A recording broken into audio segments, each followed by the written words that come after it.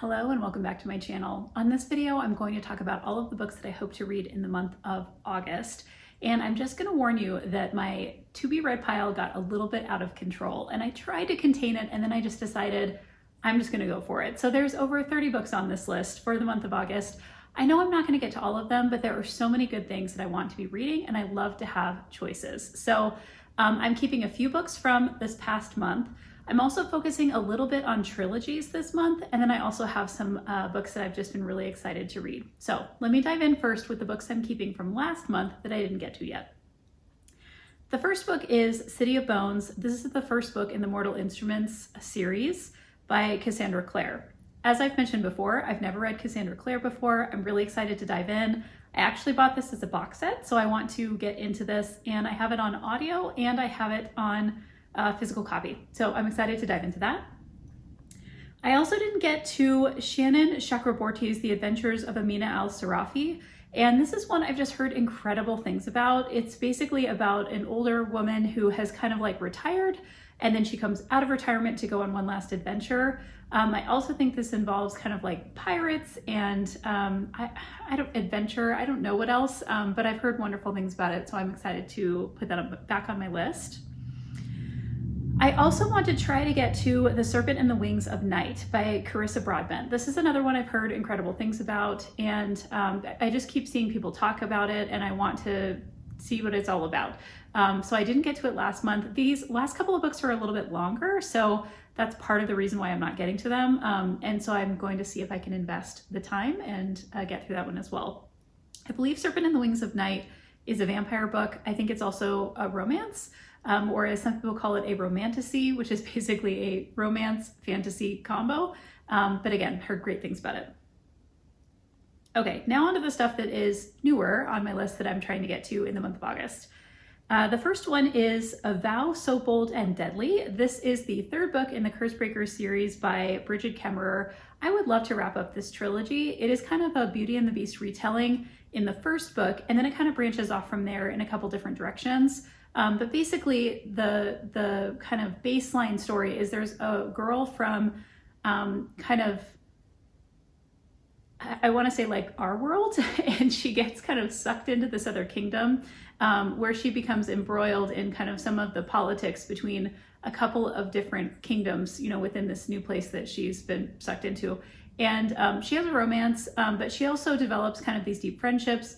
And eventually her brother gets sucked into this kingdom as well. And there's some kind of layers there in terms of like the family that she's kind of bringing into the kingdom, the family that she's finding in this new kingdom. And I've just really enjoyed it. So I'm excited to dive into book 3. Now I've also put on my list the next 3 books in the Anne of Green Gables series. So the first one is called Anne of the Island. And then there is Anne of Windy Poplars, and then Anne's House of Dreams. And I think total there's about 9 books in this series. This gets me up to like book 5 of 9 or book 5 of 8. I'm not entirely sure how many there are. This was one of my goals to get through this in the year of 2023. It's one of my annual goals to get through this series. So I'm gonna keep plugging away. These books are delightful. I have a bunch of them on audio, and it has been so fun to listen to these. It's kind of a palate cleanser between other books that I'm reading as well. Okay, I also have to pick up the pace on the Kay Scarpetta series, so I decided to add 3 of these books to my list for August as well. I'm on book number 8 at this point, which is called Unnatural Exposure. Number 9, which I'm also adding to my list, is called Point of Origin. And then number 10 is called Black Notice. And as I've mentioned in previous videos, this is a series about a woman who is a coroner and a medical examiner, and she gets sucked into all kinds of cases, and it's kind of like early days of CSI in terms of really trying to understand like new technologies around DNA and fingerprints and all kinds of other scientific tests that are being brought into solving crimes. And so I am still in the books that I have previously read. This was a series that I have attempted to do before, and soon I'll be getting into the books that I have not read before, which I'm excited about. Okay, so I also had the summer goal of reading the Starlight Archive series by Brandon Sanderson, and I'm about halfway through. So this is a series that has 4 longer books of over 1,000 pages each, and then 2 smaller novellas that are about 300 pages each. and I'm on book 3, 3.5, and 4. Now, I have heard that Brandon Sanderson is adding to this series, so it's not done, but these are the books that are out right now. So I'm going to pick up Oathbringer, which is the 3rd book in the series, and then in between that and the final book is a novella called Dawnshard. And I actually really love the first novella. It was a kind of expansion on a character that I thought was really fun in the 2nd book. So I'm excited to see what he does with the novella number 2. And then the final book in the series is called Rhythm of War, or I should say the final book for now. So I'm gonna go ahead and try to finish those, wrap those up in August so that I can check off that goal. It was actually an annual goal, but I fit it into these summer months, and it's been really enjoyable to dive into these books. Okay, the next trilogy that I put on my list for August is the Shadow and Bone trilogy by Leigh Bardugo. Now, I read last month Six of Crows and Crooked Kingdom, which is a duology that is set in this world that the Shadow and Bone series is also set in, and I loved those 2 books. They were both about 500 pages each. I listened to them on audio, basically back to back. I finished one, I went straight into the other, and I think I read them in like 4 days. I just really, really enjoyed the story. That focused on kind of a heist narrative. I have no idea what Shadow and Bone is even about, but I'm excited to dive in. So book number 1 is called Shadow and Bone, book number 2 is called Siege and Storm, and book number 3 is called Ruin and Rising. And this is part of kind of the Grisha universe. There are other books in this universe as well that I'm excited to dive into, but this is actually part of a box set of books that included Six of Crows and Crooked Kingdom, and then I have these 3 as well in physical copy. I'm planning to also listen to them on audio. Okay, as a kind of fun summer wrap up, I also put the trilogy To All the Boys I Loved Before on my list for August. So this is something that has been adapted. I think it's on Netflix or maybe Prime Video, and everybody's talking about it. It's by Jenny Han, and the first book is called To All the Boys I've Loved Before. There's a second book called P.S. I Still Love You, and then a third book, Always and Forever, Lara Jean. I'm pretty sure this is a YA series. I'm not entirely sure. And I think it's about a love triangle between a girl and 2 brothers. There's another trilogy by this same author. I hope I'm not getting them confused. I'm planning to read the other trilogy at some point soon too. But I always love to see things that are being adapted and to read them first before I watch the adaptation. So added that to my list. Okay, a couple more trilogies and then some other books that look like they're going to be fun too. I also added to my list a trilogy by Ellen Hilderbrand that starts with a book called Winter in Paradise. And I picked this up because somebody on social media was saying they read the first book and they immediately went out and got the second book because they loved like the first book and there was kind of a cliffhanger and they wanted to know what happened. And I love stuff like that when somebody is like, I read something and then I immediately went out and got the other, either the continuation or the next book in the series. That always draws me in. So I think this is a story of a woman who finds out that her husband is living like a secret life. I don't know much more about that, but I think he kind of dies in some kind of situation where she realizes he has a secret life, whether that's like another family or something else, I'm not sure. So book 1 is Winter in Paradise, book 2 is called What Happens in Paradise, and book 3 is called Troubles in Paradise. So I'm gonna go ahead and pick that up and see what I think. I also decided to add to my list another trilogy called the Inheritance Games trilogy by Jennifer Lynn Barnes. Now, I had been kind of toying with reading this trilogy, and then somebody, again, on social media started reading the first book and said how much she was loving it. And I was like, okay, I have to dive in to this. My understanding is this trilogy, which has the first book called The Inheritance Games, the second book is called The Hawthorne Legacy, and the third book is called The Final Gambit. I believe there's a fourth book coming out soon that's kind of set in this universe, but I'm not sure if it's part of the trilogy or just kind of an add-on. I think it's about kind of like games and puzzles and some kind of like competition of some kind. I don't know much more than that, but when I've read kind of the reviews and synopses that other people are talking about, it sounds really intriguing. So I'm gonna go ahead and pick that up as well. Okay, and then the last kind of trilogy focus thing on my list is I stumbled across this kind of series of books that are called Jane Austen Murder Mysteries, and they have really fun titles. The first one is called Pride and Premeditation. These are by Tirza Price. The second one is called Sense and Second Degree Murder, and the third one is called Manslaughter Park. And I have no idea. I mean, I think that these are obviously set in the Jane Austen universe. I think they involve Jane Austen's characters. I don't know much about the plots. I just know that they're mysteries in Jane Austen and they sound really fun. So I decided to pick those up. I was able to get them from my library and I'm gonna dive into those and see what I think. Okay, here's a bunch of other stuff that I just couldn't resist putting on my list. And then of course I'm gonna draw and do my alphabet challenge and pick some items from my Kindle as well. A long list in August, but I think it's gonna be really fun. So I put on my list a book called Commencement, The Beginning of a New Era in Higher Education by Kate Colbert. This is a book I've been wanting to read for a while, and I think it's actually a really great summer read to dive into something on higher ed before I head back into the next term. If you don't know, I work in higher education at a university, and this is a book that I believe is kind of compiling a bunch of thoughts from a bunch of different presidents about the future of higher ed. So I'm really curious as to what it says. I'm pretty sure it's like 500 pages long. So this might be one of those books that I kind of like dip in and out of, or just kind of skim through and see what's there, what's interesting, but I'm adding it to my list. I'm also adding to my list a book called The Will of the Many by James Islington. This is, I think, the first book in what is meant to be a series, but the rest of the books aren't out yet.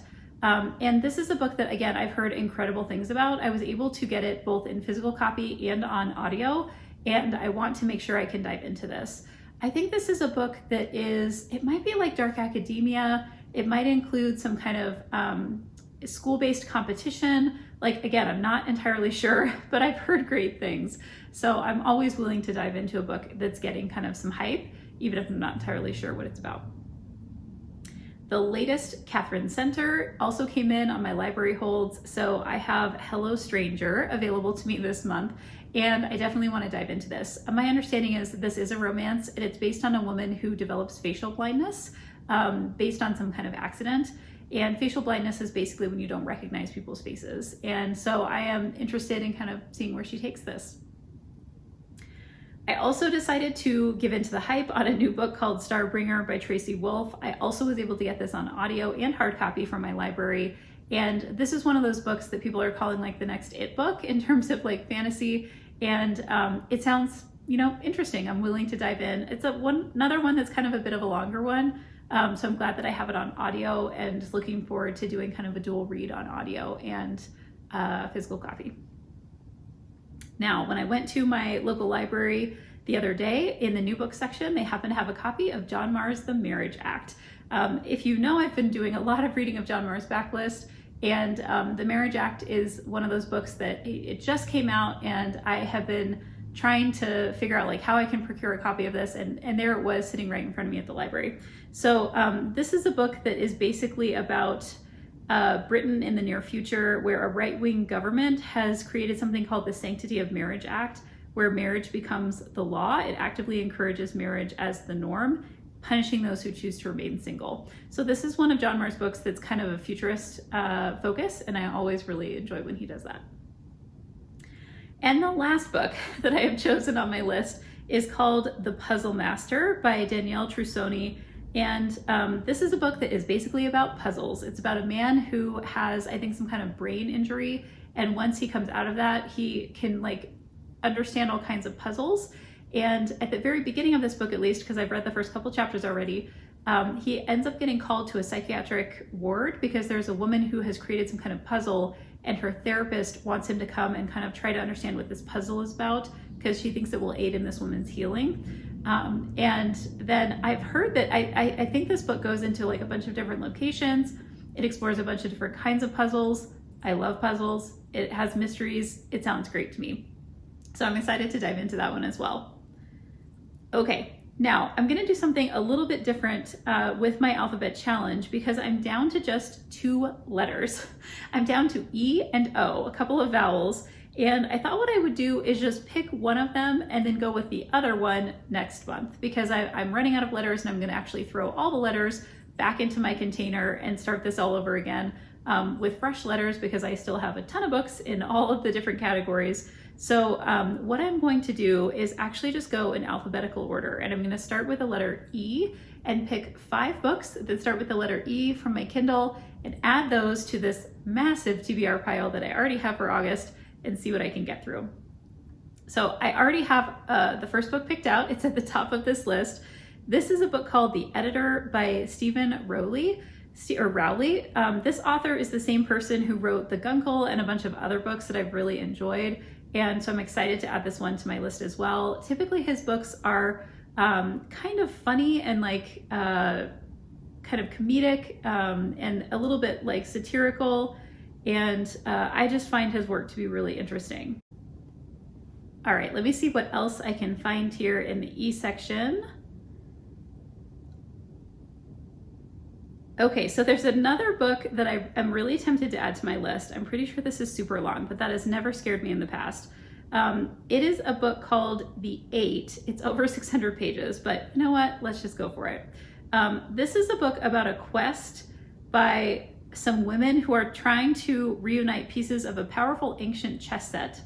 And I believe it involves a bunch of nuns because there's a chess set that's been buried within an abbey. And then this takes place over, I think, a bunch of, like a quest across centuries, it says.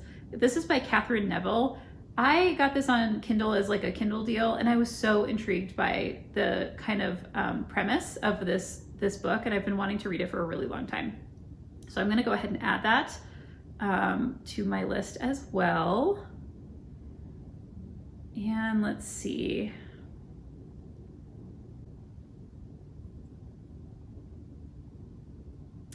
I am also going to add a book that I've been wanting to read for a really long time. It is called The Escape Room by Megan Golden. I have read at least one other book by this author, and this book has always really seemed really intriguing to me. So basically it's basically a bunch of people in finance, and I think they go into this like escape room game, and it's like a challenge as a team building exercise. But then I think it becomes what they call a dangerous game of survival. So this sounds kind of fun. I feel like it kind of fits into like a puzzle theme that I have going on a little bit this month. So I'm gonna add that to my list as well. Okay, I need a couple of more here. Let's see. I am also going to pick, ooh, there's a bunch of good ones. This is tough. I'm gonna pick out a romance just to balance out some of the other books that I have on my list that feel kind of heavy this month. It's called Eloise and the Grump Next Door, and it's described as a sweet romantic comedy. And let's see. The first line says, "I'm not sure which is worse, the lawyer handling my grandmother's estate or the attack pelican living on the screened-in porch." Okay, so there's an attack pelican involved. Okay. And I think this is probably a pretty standard kind of romantic comedy. Looks like there is a woman who is renovating her late grandmother's home and turning it into a bed and breakfast. And I don't know who the male main character is. There's a guy named Jake. I'm not sure what he is to this woman. Oh, he's a grumpy lawyer. He's the grumpy lawyer living next door. All right, so Eloise and the Grump Next Door. Gonna pick that one up as well. And let's see. The last book I'm gonna pick, I'm gonna choose Catherine May's The Electricity of Every Living Thing. Subtitle is A Woman's Walk in the Wild to Find Her Way Home. Catherine May got kind of a lot of notice for a book that she had called Wintering, which I've also read. And I really wanted to pick up her other work as well. I think that she is kind of lyrical and poetic in her fiction, and it's usually kind of like essays in her chapters. So I'm gonna dive into that and see what I can find out there. Okay, so some really good books in the E category, plus the 30 plus other books I'm trying to get through this month. You are gonna have to check back at the end of August and see just how far I got with this massive TBR pile. And until then, happy reading.